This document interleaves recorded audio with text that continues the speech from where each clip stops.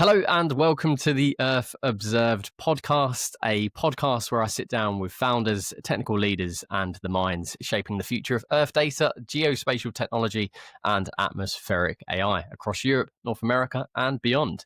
In each episode, we take a vertical dive into a topic chosen by our guest, or in this case, guests, giving you a front row seat to the ideas, the tools, and the challenges that enable innovation from space to subsurface and everything in between. Today, I'm joined by two guests for the first time ever, Gerard Castro and Tyler Anderson of Nebbo, a company that harnesses the power of high-performance computing and AI to provide long-range forecasts that empower renewable and energy sectors.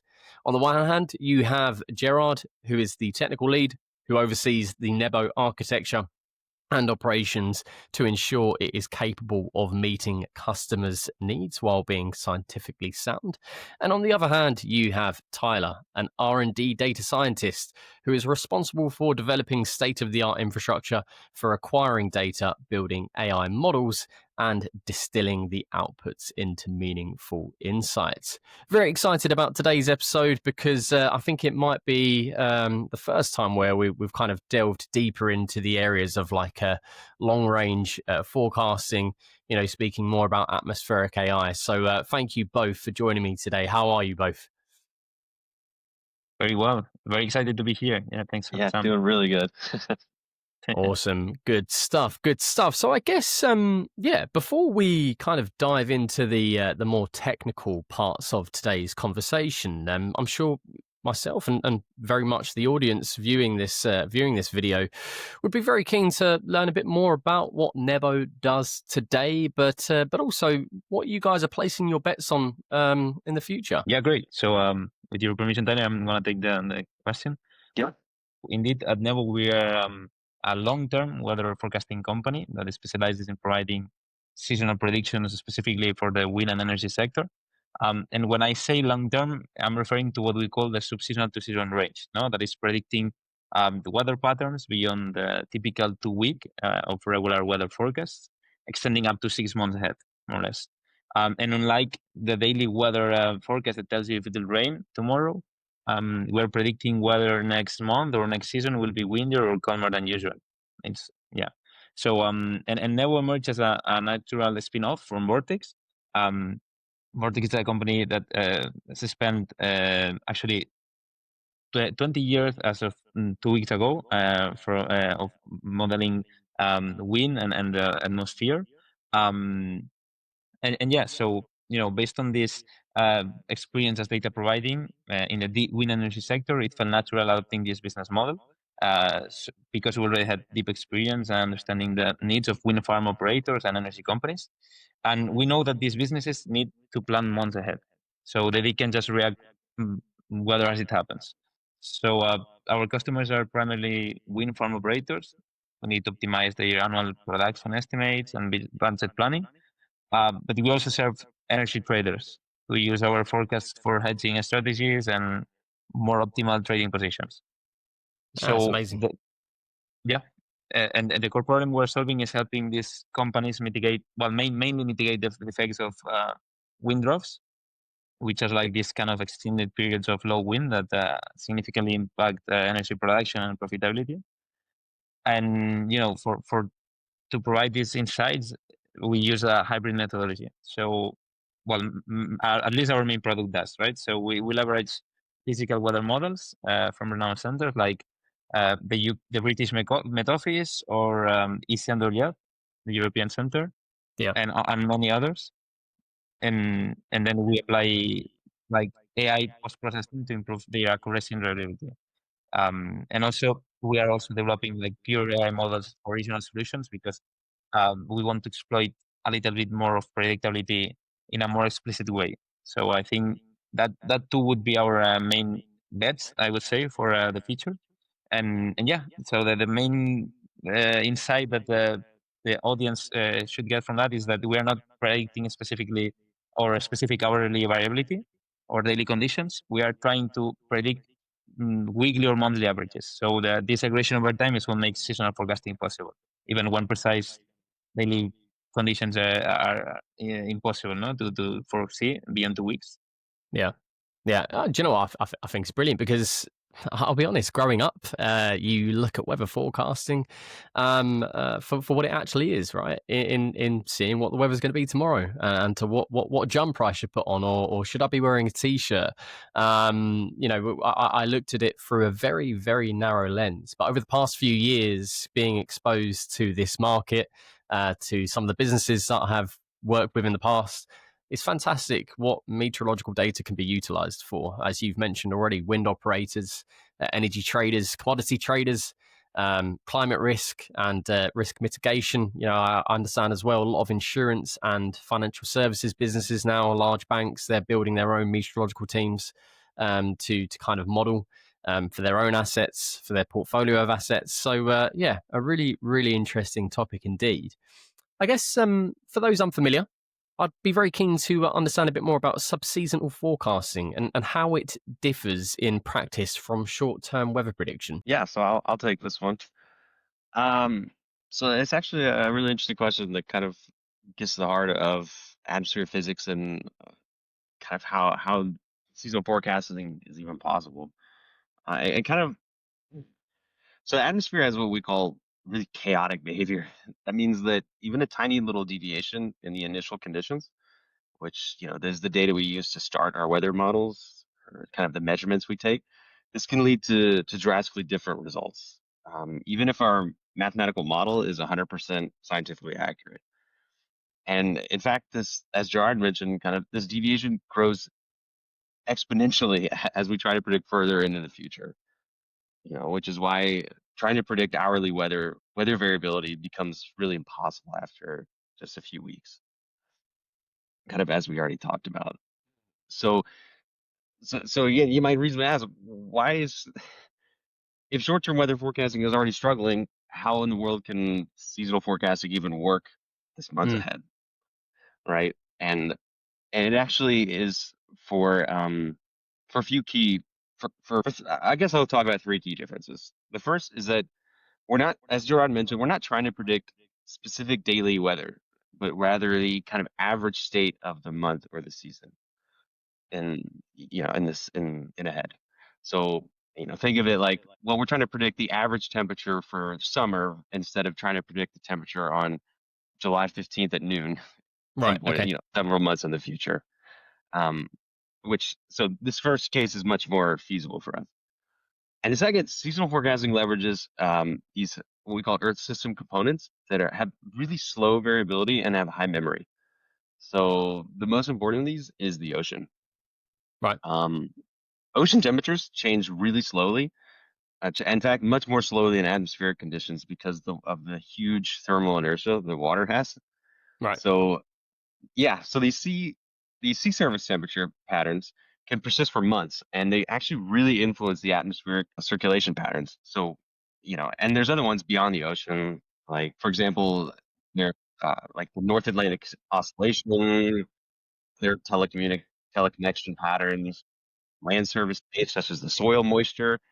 All of these things are have high memory, and we can use these and to predict in the seasonal level.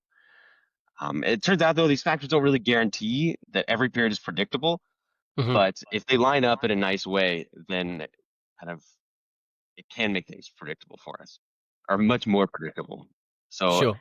it turns out understanding these slow moving patterns and how they affect local or regional things, Hmm. it allows us to achieve predictability in months in advance. Yeah. Okay. And Right? I guess there is a time and a place for both subseasonal forecasting and short-term weather prediction. Exactly. And Jared, if you want to hop in too, the the the subseasonal will be more useful if we want to know generally how on average something will be 3 months ahead, Okay.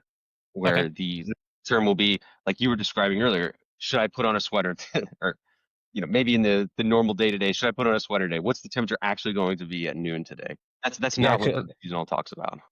absolutely. I mean, I think classically or scientifically speaking, I think subseasonal is everything what it falls between beyond week 2 and maybe week 6 or 8. So it's up to 2 months ahead, I would say. And then seasonal, as it name sound, is like regards the season ahead, right? Or the seasons ahead. So in general, it's no longer than 6 months. And as the same idea that like seasonal predictions tackle monthly averages, subseasonal would go for instance, weekly averages. But we in neither of those cases, it will like try to say, oh yeah, as Tyler said, no, July 15th at noon will be this temperature, because this is physically speaking impossible, right? Yeah, Exactly. We're Yeah. going for averages. absolutely. It makes sense. It makes sense. and And I I think, go on, please. And I think that also to mention that there was like this other difference, that seasonal forecasts are like inherently probabilistic. You can incorporate like a probabilistic notion or nature to certain forecast or medium range forecast, which is up to 2 weeks.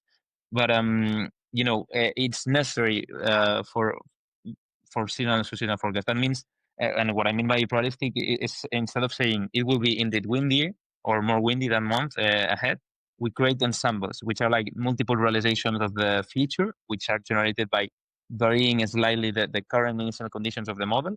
And with these ensembles, with this realization of the future, we can analyze the spread of the outcomes and assess the forecast error and uncertainty. And I think this is also a great difference of seasonal and subseasonal forecasting in regards to short or medium term forecasting. Yeah, Exactly. awesome. I've got a bit of a twofold question here, so I'm going to start off with the former half of this question. So I'm keen to understand what are the toughest scientific and technical challenges that are still holding seasonal forecasting back, and I'll give you the latter half in just a moment. Yeah, so there's actually a lot of tough challenges for this one. I think before I even go into some of the challenges, I think it's important to talk about what kind of a perfect model would be. Okay. So these models, like, always come with uncertainty. There's inherent uncertainty due to our current observations. We measure things wrong, or we don't measure in every single place in the world, so there's some kind of incomplete coverage, and the atmosphere is really chaotic. So there's a lot of uncertainty just inherently in the problem. So a perfect model would mean that that's the only source of error we have. So we're modeling the things as best as we can given this error that we cannot handle, essentially. So this is kind of what we're shooting for, is that our model doesn't introduce extra error beyond these measurements and this chaoticness of the problem already. Yeah. It sounds like the weather at this moment in time is a very misbehaved child. A little bit. And you can't quite predict its behavior day to day. I like the way in which we're personifying weather here. Well, me anyway. Yeah. No, actually, if I made about this analogy, I think what a perfect model would be an exemplar parenting, rather than expecting that your child is always going to behave the way you expect. That's exactly a perfect model in seasonal forecasting. Nice. I'm sure plenty of people watching this can resonate, because that's it, right? I think the best way in which we can talk about this is probably the most simplified way. Allowing people to resonate with what you guys are doing at Nebbo, because trust me, it does go beyond my technical understanding for sure. But I feel like I'm hanging on here. I feel like I'm hanging on. So some call seasonal forecasting the holy grail of climate prediction. Others might not, and that's fine. But I'm keen to understand what breakthroughs excite you the most, and how Nebbo is positioning itself to be part of that future. Based on what we're talking about with how the atmosphere is kind of a misbehaved child, it is in some sense. But actually, we've made quite a lot of progress already. By improving these models, the mathematical models. So we've already made quite a bit of progress in years by improving these models, and so bringing the models closer to this perfect idea. But there's still a lot of challenges, and one of them actually is something that's a little bit unique to seasonal forecasting, in that because of the atmospheric predictability at large timescales, because we're trying to kind of predict the atmosphere and things like this at large timescales, we also need to understand how things work. It turns out that at large timescales, there's influences in the spatial region also. So if we want to know how the wind is going to be like, for example, in one little region 3 months ahead, we need to consider more than just the atmospheric conditions in that little region. We need to consider far away from it too. Yeah. And so there's so much information that we have to consider. It's not just the information right in that little region. We need to consider, oh, how are things going over here? And how are things going over here? And how are things going over here? There's a lot of information that we have to look at. And for modern computation, this is just not really feasible. We cannot process all this information. So we need to distill it down to something digestible in some sense. And so this is actually where some knowledge in the field of meteorology comes into play, because we can look at, well, there's, like I talked about before, there's some large scale patterns that are already known in the meteorological world that we can look at and say, well, let's look at how that's playing out in this region over here, and we'll just look at that, and some other factors like this. So we can distill it down to more computationally digestible information. And so this reduces the amount of data that we have to process. Right. I'm keen to understand as well that, and I want to try and get this correct here. So when aiming for a certain level of accuracy with these models, are you also having to factor in for slight changes or inevitable changes that are maybe due to occur, in trying to achieve that accuracy? If that makes sense. I don't know if that question makes sense there. Given its unpredictability, I'm just very keen to understand if there's like a factoring process that you have to consider when actually trying to build these models. I mean, that's a great question. So one also kind of mindset shift that it's required when you are like addressing a subsystem world is that in some cases the skill may be residual or even non-existing, and maybe it's not simply because of the models are not proper or are not good yet, but because of the physical limits of predictability. But there is instead also sometimes which we call there are like forecasts of opportunity. So in which all the let's say predictors, which is also large scale predictors, as Tyler was mentioning, align and then allow for a forecast. And we can know that based on reliability and other backtest measurements, metrics, and stuff. Yeah. And we in our platform try to make some pedagogy there. It's not because otherwise would be potentially kind of lying or maybe hiding all the truth to the end user. And it's very important to also tell them that they will be reliable, because they will tell you the probability here is around 50%, which basically is flipping a coin, right? So you need to understand when you have to use or act upon a forecast or not. And also, as if I may, I would like to mention that you later you before mentioned the holy grail, no, of seasonal forecasting. It's very funny because that I think for all those like AI gigs out there, they cannot or they cannot try to amend this problem with a deep learning super algorithm like a huge convolutional network, mainly because there are like very few records of monthly or weekly samples out there, right? We have less than a century of data, and it's not that much when we talk about training a model based on weekly or monthly samples. And the problem is, I think that's the reason precisely because each week it seems that a new weather model arises, and they are very interesting and very good, but mostly they tackle like the short term or medium range range, because Right. they are yet, I would say, incapable of delivering consistent good results on that long scales. So that's a very interesting challenge there, and still it's like domain knowledge is needed yet. Like dimensionality reduction and this kind of processes are essential, and you need science for that, not yet a big algorithm to automatically do that. Yeah. I'm keen to obviously learn a bit more about this space. Maybe some of the players that are in this space, and how your approach is maybe fundamentally different, and we will go into that. But clearly you've chosen a niche, a vertical here in renewable and energy sectors, working with energy traders and wind operators.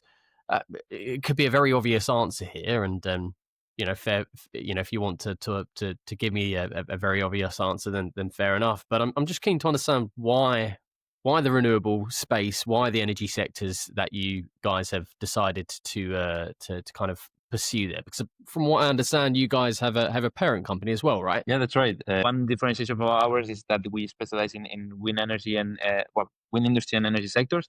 And the main reason is because indeed Vortex, our like parent company, has been like for 20 years actually modeling wind data and also knows the needs of this industry. Um, and the thing is currently I would say few companies already specialize on seasonal or sub-seasonal forecasting. Some of what other companies offer like this as a as a secondary product, or at least it's not their main revenue. And even less of them they offer this wind energy specialization. So we found the niche there. And also the main differentiation of ours is not only this expertise or knowledge of the needs and also of course we are in contact or in direct contact with them, but also the fact that thanks to Vortex and their modeling capacities, all the post-processing that we have to do to the models or all the, let's say, AI technology that we can apply, we can use a better data set as an observational reference that other people would normally do, right? Because most of the companies out there, they can just access the so-called reanalysis data sets. So these are basically global data sets with have, for instance, ERA 5, 25 kilometers of resolution. So it's quite a big model and a big data set, but the problem is it's too coarse for wind industry needs. And with that, what I mean is that the outputs of these models will not be as accurate as maybe the wind farm operator will need or the energy trader will need if they gonna tackle a specific asset. So using Vortex series, which are like 3 times more accurate, so I think that provides you as a like a significant value there. Yeah, absolutely, absolutely. So going back to the original question there, you guys are working on a specific niche in renewable and energy sectors, which is fantastic. I think it's I can see the how both areas work in tandem. But I want to get your take on big tech, because we look at the likes of Huawei and Google, Nvidia. I'm pretty sure even Microsoft, they're jumping into the race. Maybe they're all producing their own forecasting models. I guess, is it even a race at this point? Is it just a case that we're all trying to work somewhat simultaneously together to achieve a much greater cause here? I don't know. What are your thoughts? What's the effect of big tech getting involved in this type of work as well? I mean, for me, I think clearly they encourage everything to push the frontiers of the methods. So I think it's fair, or it's good for the sectors. And also we are always trying to follow where it takes to them. But because so far they haven't released anything on the seasonal scale, or at least for those models tackling up to the sub-seasonal range. I think some of them reach to 45 days even. There are like a lot of validations that yet they claim to well, I mean, these studies still prove that they are very competitive, but mainly on this first day range. So maybe the first week at most. So maybe there is this kind of race of developing a very good global, seasonal model. But our opinion is, even though this is or not feasible, I think it's a better idea to get this approach more regionally because of the what we were saying before. No? There are like different large scale patterns that affect a single region, and they may be very different in other areas, and you cannot tackle this using a huge, deep learning or convolutional or a graph neural network, because you have a lack of data. Now you have data sparsity. So for the big tech approaches, I think in the sub-seasonal or seasonal context, they are no longer valid or maybe not very suitable. But we'll see that, and we are very excited to see that. I think. Nice. I don't know if you want to complement anything with that, Tyler. Yeah, I mean, as far as I could find, there's not really. You Google them, they're not so much in the sub-seasonal or seasonal yet. Mhm. They're like Gerard said, they're on that 45-day, maybe even less scale. So Yeah. it's not even the big tech. They're not really so involved yet, at least yet in Yeah. the seasonal land, if you will. But I like that, I like the fact that you guys are stepping up, right? It seems as if this is a much more aggressive task. Yeah, and it sounds like you guys are really facing up to it, and I think that's fantastic. So I guess then, by extension of that question, where are the most promising applications of seasonal forecasting today? And for business leaders listening out there, I'm keen to get your take on what is the biggest mindset shift that they need to make to move from reacting to short-term weather to proactively planning with seasonal insights in your cases. There's a lot of applications for this actually. Some of them are more obvious, maybe some of them are not. Some of the obvious ones are like for just the wind farm operators. They need to know how windy it's going to be in the next few months to know how much energy they're going to produce so they can budget things properly. Even so much as, well, they need to know they have to do maintenance every now and then. So they need to, it'd be nice to schedule maintenance when there's low wind or when they're not going to produce very much anyway. So it would be, so they use this kind of stuff to know, oh, there's going to, if 4 months from now, there's an expected, low wind amount. So that's probably when we should schedule our maintenance for because we won't be producing very much anyway, right? So these are kind of some of the things that these operators use it for. Then there's even, energy traders because they're trading on energy, so they need to know what the wind is going to be like, not just in the next few days, but how it's going to look 4 or 5 months from now. So that they can know how to hedge their assets and how to trade properly, right? So this is some of the things, and then there's even other things that actually we aren't some of our biggest clients, but there are use cases in like the agricultural industry, for example. Farmers can optimize planting schedules, irrigation planning, what kind of crops they're going to plant maybe this coming season based on how the weather is going to look on average in maybe next summer, right? So that they can plan what crops they're going to do or how they're going to schedule things. There's even things like um, actually one of the things that I find really interesting that surprised me was like energy usage. So for example, if next summer is going to be very hot, then then people are going to be running their air conditioners a lot.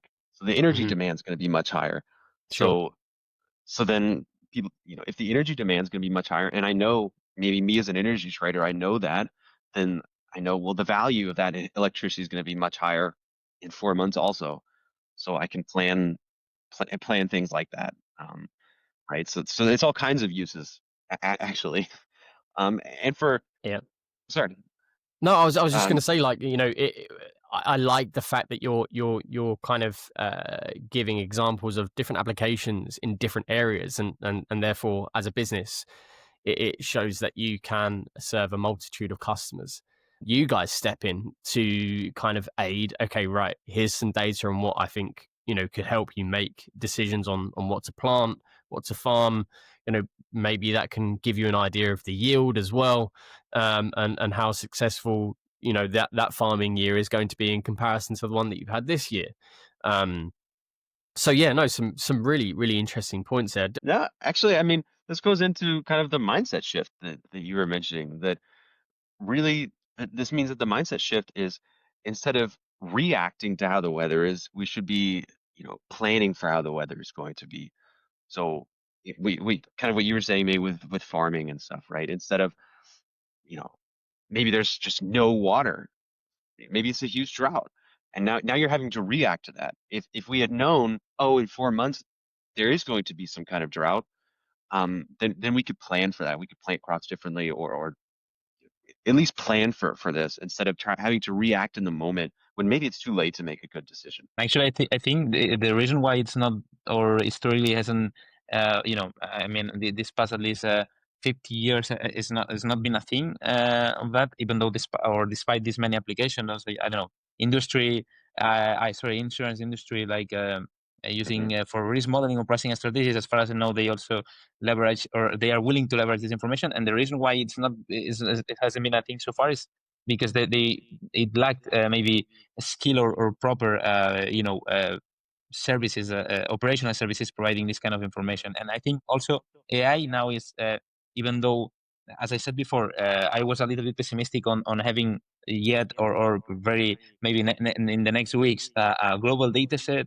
It offers at the same time a lot of opportunities for us to better understand, complex patterns that we didn't know that affect on subsystem scales. Sure. So yeah, I think that also brings to the former question. Yeah. I'm incredibly optimistic about you guys. I've expressed a lot of interest in the work that you guys are doing, for the past few months now since coming across you, because I'm so optimistic. I have one last question. Looking a decade ahead, if Nebbo is wildly successful, what fundamental problem for society will you have helped solve? I mean, it's a very good question. Huh?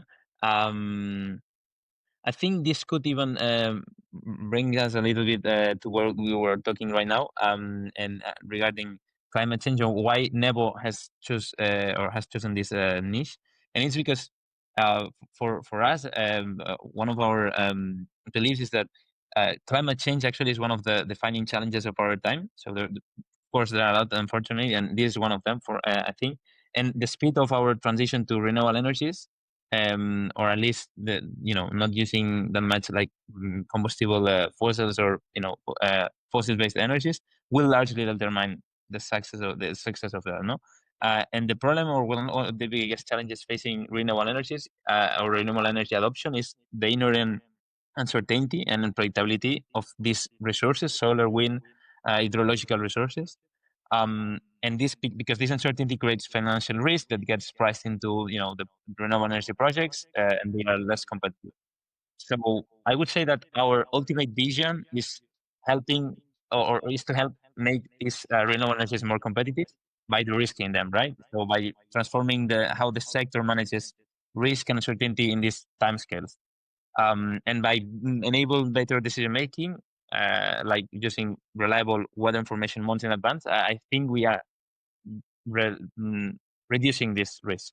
So yeah, I think we envision a future in which seasonal weather intelligence is as fundamental to energy planning as financial forecasting is to business planning, right? So I think that's our mission there. Amazing. And we indirectly will have played a meaningful role in addressing climate change, I would say. Yeah. Well, Exactly. yeah, I'm as I said, I'm really excited to see some of the work that you guys do, and what I'd love to do in the next sort of 6 to 12 months is record another episode, right? And talk about where are you at today at that point, in comparison to when we spoke 6 to 12 months ago. So look, any utility providers watching this, any energy traders, energy providers, get in contact with Nebbo. Some really, really interesting work going on there, and yeah, really, really pleased to have you both on today's episode of Earth Observed. Any last words? Yeah. Thank you so much for having us. It's been a real Absolutely, pleasure. it was an immense pleasure. Yeah. Absolutely. Thank you for having us. Yeah, no, it's been a pleasure. And for those watching, thank you so much today. I hope you've enjoyed it. And until next time, take care.